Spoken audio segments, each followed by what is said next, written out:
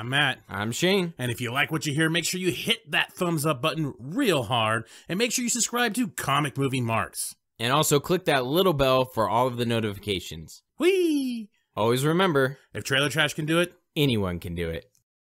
all right, Shane, you ready to break the internet? Sure, just like Captain Marvel. Woo! What a mic test.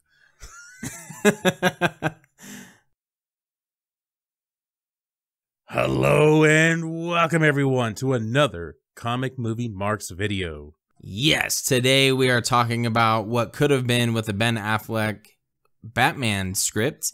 Oliva is back at it again and has some inside information regarding the Ben Affleck Batman script. The cock tease Jay Oliva. He's no longer the assassin in my eyes. He's now officially called the cock tease. Exactly. Because now all he does is tickle the tip and just leaves you alone. It's just, god damn it. Oh, I want to just say a quick disclaimer.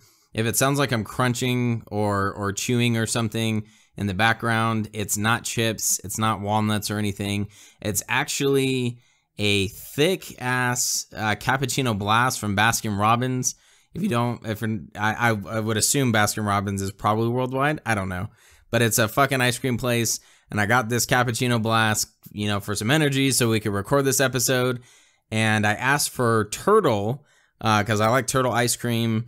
Not Teenage Mutant Ninja Turtles, you know, where they actually throw turtles in it. But it's like caramel, some pecans, some chocolates. It's great. I think they actually take a scoop of the ice cream and throw it in the cappuccino blast and blend it up. So now it's like a crunchy... Like, I don't know if maybe they threw in some ice cream cone or some shit in there too. So as I'm like drinking it, I'm like, it's supposed to be like a milkshake. It's supposed to be like a frappuccino at Starbucks or something like that. Not necessarily something you would chew. So quick disclaimer there. That's the coolest fucking story I've ever heard in my entire life. That's insane.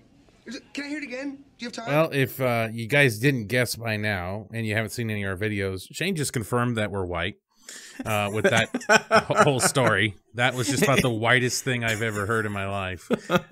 So, wow. I'm almost speechless. I'm almost speechless after that. So let's break the internet, as we talked about, with our awesome, awesome video. I think I just did with my... Oh, yeah. Blast. Oh, I was trying to make like the slurping sound. It didn't work. There we go. You're going to get a brain freeze now. Ah, fuck. All right. On to more important things than a cappuccino blast. Jay Oliva, the cock tease himself. So this all started with a little comment by Mario F. Robles. He's the head of some shit. Well, hold on. No one knows, no one cares. Editor-in-chief of Revenge of the Fans and host of the Fanboy Pod and the Revengers Pod. Well, he doesn't have a fucking blue check mark. Oh, wait, neither does Jay Oliva. Never mind. Writer, actor, DJ, jackass of all trades. Entertainment is my life. I love his LinkedIn headshot on fucking Twitter. Way to go, Mario. Like, what are you trying to do? Network? Like, fucking hey, man. All right. He basically talking about Matt Reeves' Batman, blah blah blah, and then a guy named Bill Jet Ramey from Batman on Film. God damn it, Batman on Film has totally lost a lot of credibility lately. He decides to insert his incredible professional opinion into this. Because he's got to be on it, right? He's got to be on it because everybody wants to hear what Jet has to say. His journalistic integrity is on the line as with his, Bill Jet Ramsey. Affleck never had a story. That's the core problem. It was doomed the moment he signed to play Batman because everyone expected a great B.A. I'm not sure, B.A. Baracus? Batman animated. I don't know what BA is. A great Batman? I guess. I don't know. Director of Argo. What is BA? Oh, a great Ben Affleck. Expected a great Ben Affleck. Really? You couldn't just put Affleck? What? Anyway. Director of Argo to write/direct Batman film. and it would be a masterpiece. You gotta have a story and passion for it, and he didn't. So then Mr. Oliva replies, "Hi, Bill. The original Affleck script was the best Batman script I've ever read. Ben had a kick-ass story, and I believe that the audience and fans would have loved it." You mother! You worthless sacks of Who the fuck made that choice? Oh, shit.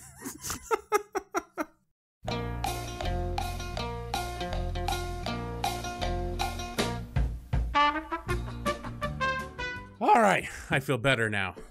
Well, Mr. Cocktease Oliva, that's interesting.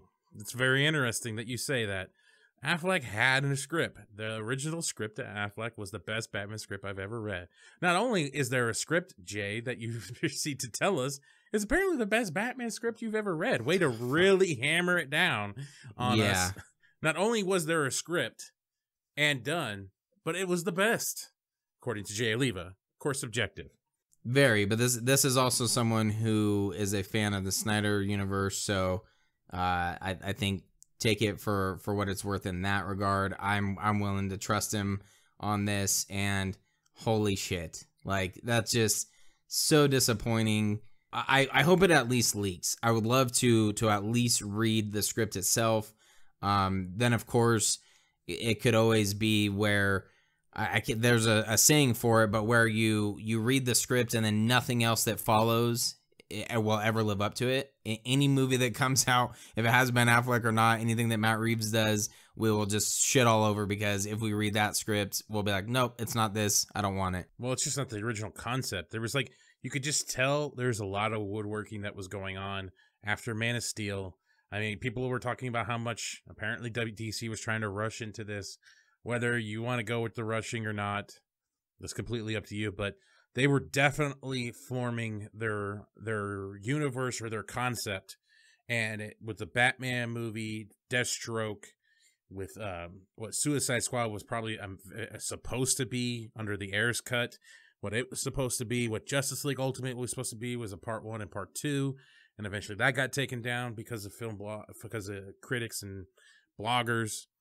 It's insane to see how much shit behind the scenes was happening, but it all just got washed away.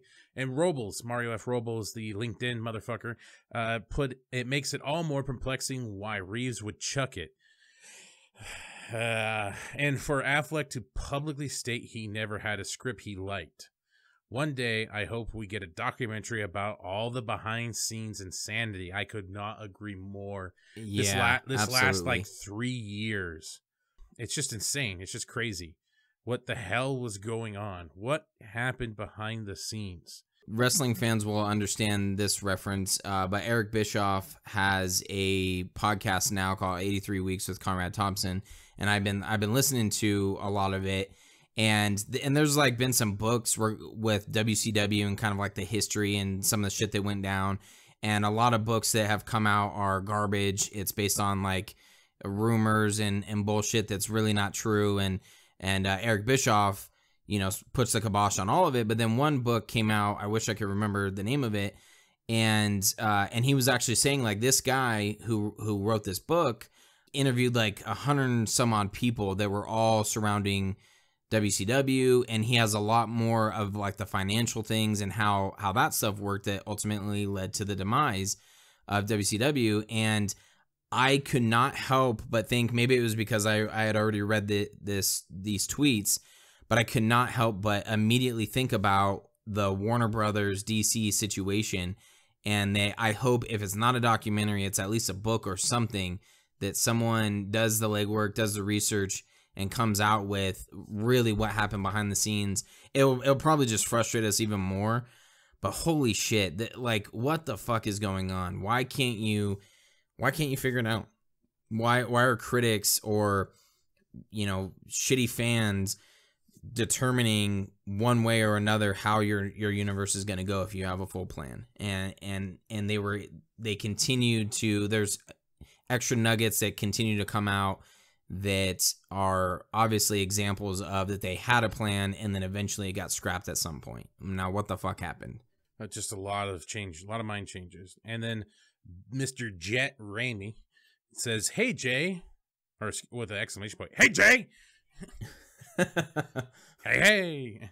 As someone who is a huge Affleck, he can actually say his name now, a huge Affleck fan, this is not news that makes me happy. Well, fuck you. If it was so good, then he should have made it. Good/bad, story/no story. It was a mess. Cheers. Now, I'm not exactly sure what he means. That also just seems to be the troll mentality when it came to Justice League. Like, if it was so much better, why wouldn't they just release it? Well, exactly. I really think people are underestimating how gun-shy WB and DC got after Batman vs Superman's reception. After they butchered Zack Snyder's theatrical cut, they didn't get the reception they wanted, and they were panned massively. Batman vs Superman should have made them $1 billion, and it didn't. There was a complete overhaul of maybe they're going in the wrong direction, and there was this desire to make it more like Marvel. There is a simple outlook on it, and these movies probably didn't follow that concept, and that's why they're getting scrapped. That's why we probably lost Flashpoint, because again, that was probably originally a Snyder idea, is to have Flashpoint, and it got scrapped. This Affleck movie probably got scrapped because of that, because again, it's following a different tone than what DC and WB want. Jay Oliva answers Mr. Jet with, "There was a lot happening that is above you and my paycheck. I wish it was as easy as just making it. It had some of the best Batman/Deathstroke stuff I'd ever seen." I'm not gonna deal with it.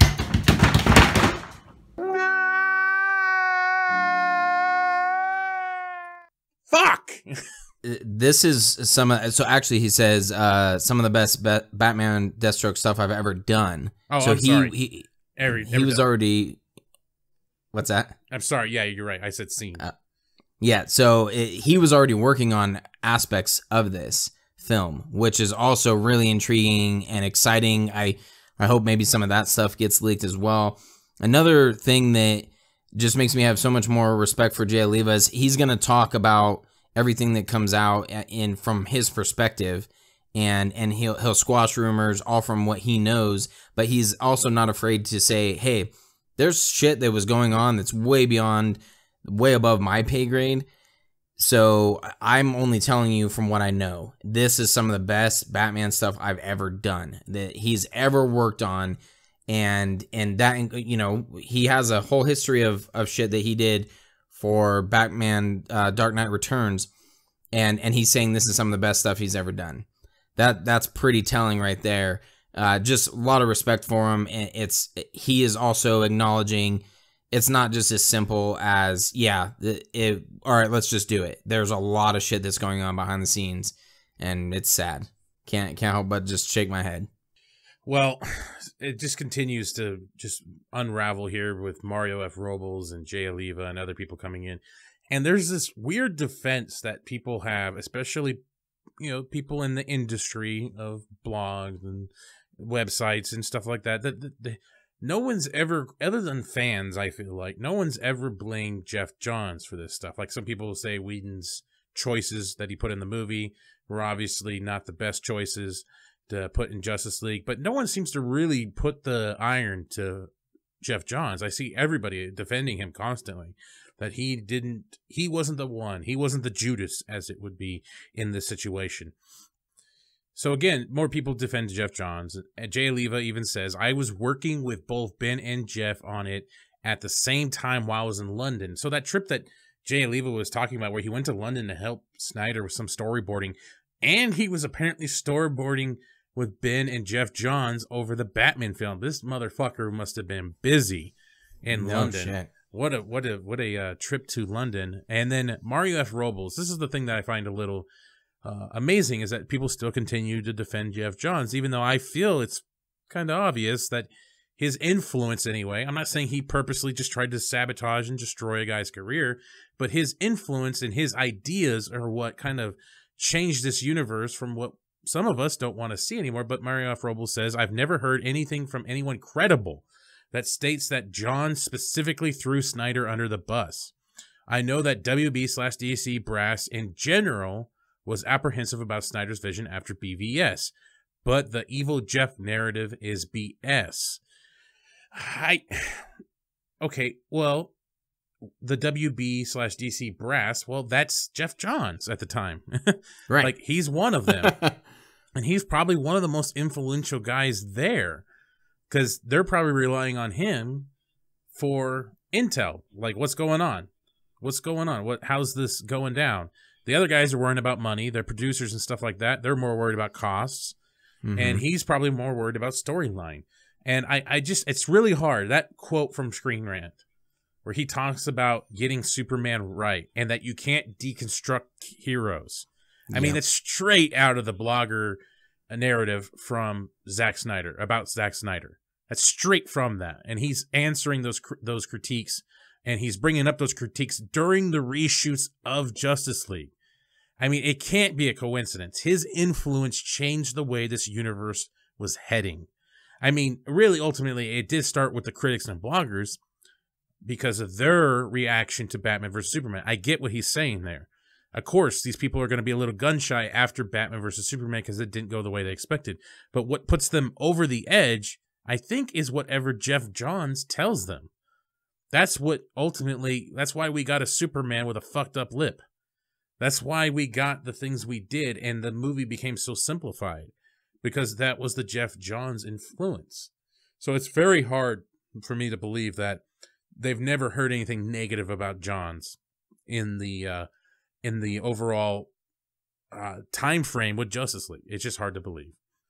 So there's one more thing I wanted to add to this. BatmanNews.com ended up creating an article about their interaction with Jay Oliva, saying it's the best Batman script I've ever read. Hilarious. So then on the article, this guy, Justin Bellman, has kind of a quick back and forth with Jay Oliva. He's basically talking about that you saying that, like championing the release of Snyder Cut and saying that this is the best script that you've ever read is not helping the universe move forward, so you just need to stop talking, essentially. And Jay Oliva says, I know, tell me about it, kind of cracks a joke. But then one thing that he throws in there, which I think is really important, is he says, this is coming from Jay, I was not in any way meaning to take anything away from what Matt Reeves will do in his Batman film. I was responding to Jet saying that Ben never had a story because, well, he did, and I rather liked it. This is all par for the course when a new direction takes the reins. So he's not saying that anything in the future is going to be garbage, that Matt Reeves is an idiot, that he should use Ben Affleck's script. Hasn't said any of that stuff. He was just stating, no, Ben did have a story, he did have a script, and it was one of the best that I've ever read up until that point.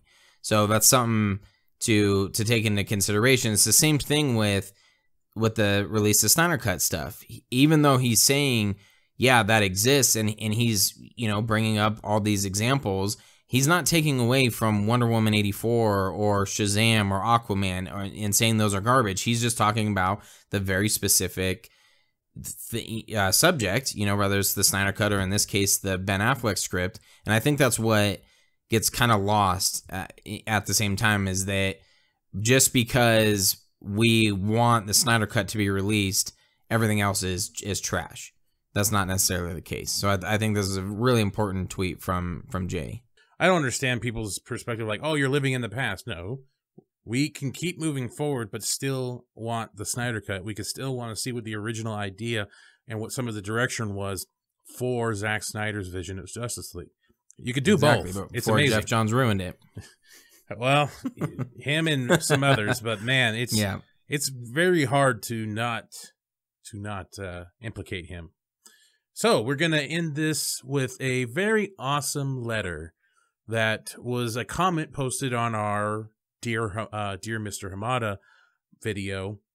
We asked for everybody to share their letters, or at least a summary of their letters they sent to Mr. Hamada and WB Pictures. And one gentleman shared his, and we thought it was very interesting. We asked him if we could read it on the show, and he said, yeah.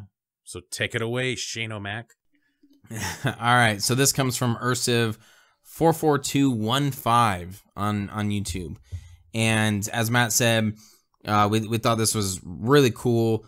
Really appreciated him sharing, or her. I'm assuming a him. Gendered, man.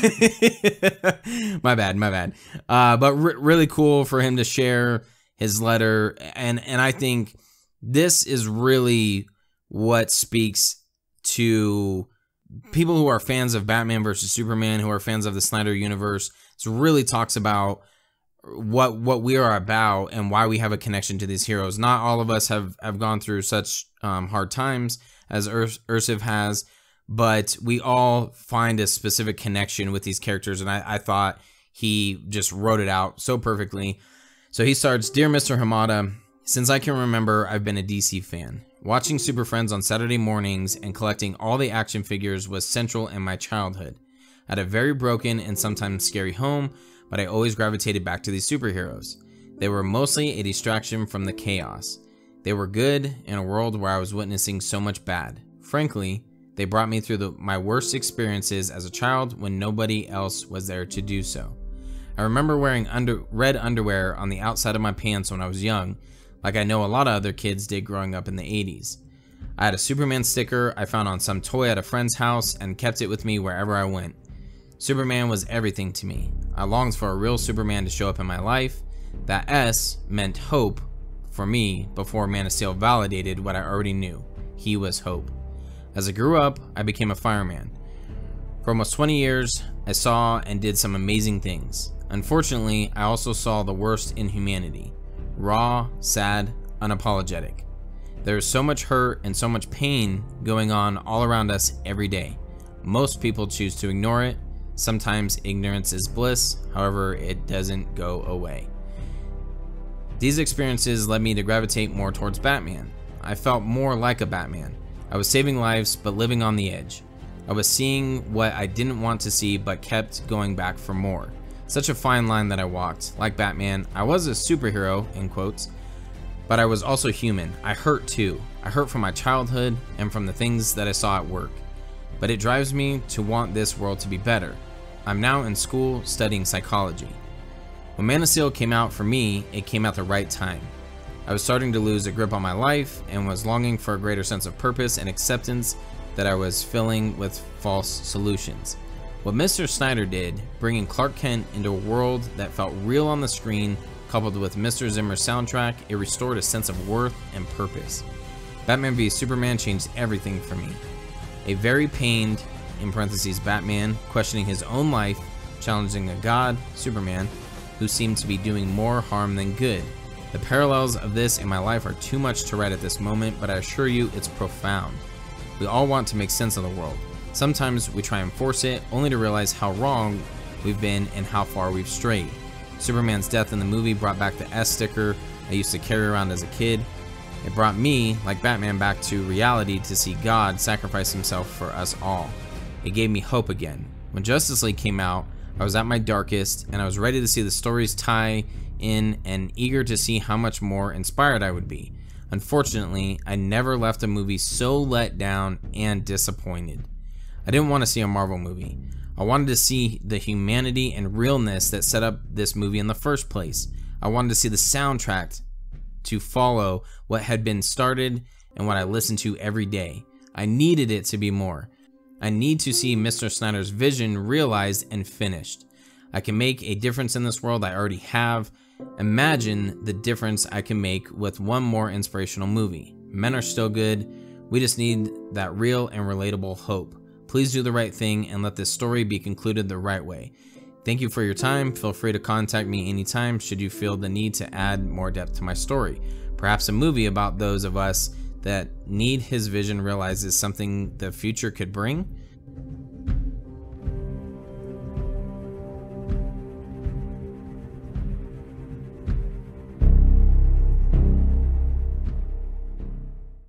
Very well said. Very well said, my friend. And I think that's a great way to conclude this episode. In case I don't see you. Good afternoon, good evening, and good night. Congratulations, you made it to the end of the video. You're one of very few to make it to the end. Yes, thank you very much. Make sure you hit that like button and subscribe to Comic Movie Marks Podcast and hit the notification bell. You know, all these fucking YouTube channels say this shit, so I'm going to say it now. Yes, it's perfect. And if you want to hear our full podcast, you can check out our podcast on iTunes or any other podcast subscription service. Make sure you subscribe. Thanks again.